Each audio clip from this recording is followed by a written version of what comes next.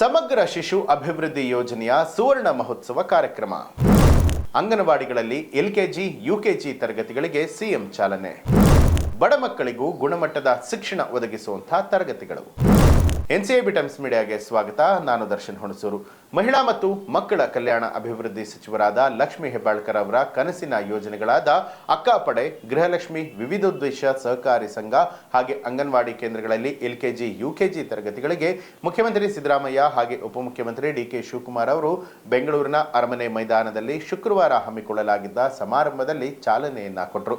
ಮಹಿಳಾ ಮತ್ತು ಮಕ್ಕಳ ಅಭಿವೃದ್ಧಿ ಮತ್ತು ವಿಕಲಚೇತನರ ಜೊತೆಗೆ ಹಿರಿಯ ನಾಗರಿಕರ ಸಬಲೀಕರಣ ಇಲಾಖೆ ವತಿಯಿಂದ ಆಯೋಜನೆ ಮಾಡಲಾಗಿದ್ದ ಸಮಗ್ರ ಶಿಶು ಅಭಿವೃದ್ಧಿ ಯೋಜನೆಯ ಸುವರ್ಣ ಮಹೋತ್ಸವ ಕಾರ್ಯಕ್ರಮದಲ್ಲಿ ಮಹಿಳೆಯರ ಸ್ವಾವಲಂಬನೆಗಾಗಿ ಆರಂಭ ಆಗಿರುವಂತಹ ಗೃಹಲಕ್ಷ್ಮಿ, ವಿವಿಧೋದ್ದೇಶ ಸಹಕಾರ ಸಂಘ, ಮಹಿಳೆಯರ ರಕ್ಷಣೆಗಾಗಿ ಆರಂಭಿಸಿರುವಂತಹ ಅಕ್ಕಾಪಡೆ ಹಾಗೂ ಬಡ ಮಕ್ಕಳಿಗೂ ಗುಣಮಟ್ಟದ ಶಿಕ್ಷಣವನ್ನು ಒದಗಿಸುವಂತಹ 5,000 ಅಂಗನವಾಡಿ ಕೇಂದ್ರಗಳಲ್ಲಿ ಎಲ್ಕೆಜಿ ಯುಕೆಜಿ ತರಗತಿಗಳನ್ನು ಗಣ್ಯರು ಉದ್ಘಾಟನೆ ಮಾಡಿದರು.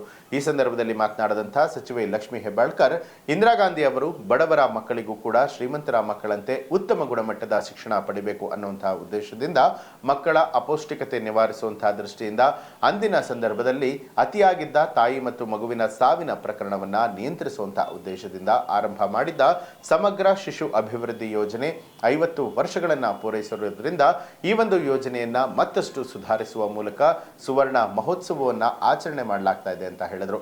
ಚುನಾವಣೆಯ ಪೂರ್ವದಲ್ಲಿ ಕಾಂಗ್ರೆಸ್ ಪಕ್ಷ ಕೊಟ್ಟ ಮಾತಿನಂತೆ 5 ಗ್ಯಾರಂಟಿ ಯೋಜನೆಗಳನ್ನು ಜಾರಿಗೆ ತಂತು. ಅದರಲ್ಲಿ ಒಂದಾದ ಗೃಹಲಕ್ಷ್ಮಿ ಯೋಜನೆಯ ಮುಂದುವರಿದ ಭಾಗವಾಗಿ ಮಹಿಳೆಯರಿಗೆ ಇನ್ನಷ್ಟು ಆರ್ಥಿಕ ಶಕ್ತಿಯನ್ನು ತುಂಬುವಂತ ಉದ್ದೇಶದಿಂದ ಗೃಹಲಕ್ಷ್ಮಿ, ವಿವಿಧೋದ್ದೇಶ ಸಹಕಾರ ಸಂಘವನ್ನು ಆರಂಭ ಮಾಡಲಾಗ್ತಾ ಇದೆ. ಮಹಿಳೆಯರ ರಕ್ಷಣೆಗಾಗಿ ಮಹಿಳಾ ಮತ್ತು ಮಕ್ಕಳ ಅಭಿವೃದ್ಧಿ ಇಲಾಖೆಯು ಕೂಡ ಗೃಹ ಇಲಾಖೆಯ ಸಹಕಾರದೊಂದಿಗೆ ಅಕ್ಕಾಪಡೆ ಯೋಜನೆಯನ್ನ ಅನುಷ್ಠಾನಗೊಳಿಸ್ತಾ ಇದೆ. ಬಡ ಮಕ್ಕಳಿಗೂ ಕೂಡ ಸರ್ಕಾರದಿಂದಲೇ ಎಲ್ಲಾ ಸೌಲಭ್ಯಗಳನ್ನು ಒದಗಿಸಿ ಪೂರ್ವ ಪ್ರಾಥಮಿಕ ಶಿಕ್ಷಣ ಒದಗಿಸುವಂತಹ ಮಹತ್ವಾಕಾಂಕ್ಷೆಯಿಂದ ಎಲ್ಕೆಜಿ ಯುಕೆಜಿ ತರಗತಿಗಳನ್ನು ಆರಂಭಿಸಲಾಗ್ತಾ ಇದೆ ಅಂತ ಹೇಳಿದರು. ಅಂಗನವಾಡಿ ಕಾರ್ಯಕರ್ತೆಯರಿಗೆ ಈ ಹಿಂದಿನ ಕಾಂಗ್ರೆಸ್ ಸರ್ಕಾರದ ಸಂದರ್ಭದಲ್ಲಿ ಮುಖ್ಯಮಂತ್ರಿ ಸಿದ್ದರಾಮಯ್ಯ ಅವರು ಗೌರವಧನ ಹೆಚ್ಚಳ ಮಾಡಿದ್ರು. ಕಳೆದ ವರ್ಷ ಕೂಡ ಮತ್ತೆ ತಲಾ 1,000 ರೂಪಾಯಿ ಹೆಚ್ಚಳ ಮಾಡಲಾಗಿದೆ. ತನ್ಮೂಲಕ ಕಾಂಗ್ರೆಸ್ ಕೊಟ್ಟಂತಹ ಮಾತಿನಂತೆ ನಡೆಯುವಂತಹ ಪಕ್ಷ ಅನ್ನುವಂಥದ್ದು ಮತ್ತೊಮ್ಮೆ ಸಾಬೀತುಪಡಿಸಿದೆ. ಈಗ ಪುನಃ 1,000 ರೂಪಾಯಿ ಹೆಚ್ಚಿಸುವಂತೆ ಮುಖ್ಯಮಂತ್ರಿ ಸಿದ್ದರಾಮಯ್ಯ ಹಾಗೆ ಉಪಮುಖ್ಯಮಂತ್ರಿ ಡಿಕೆ ಶಿವಕುಮಾರ್ ಬಳಿಯಲ್ಲಿ ಮನವಿಯನ್ನ ಮಾಡ್ತೀನಿ ಅಂತ ಹೇಳಿ ಸಚಿವರು ಹೇಳಿದರು.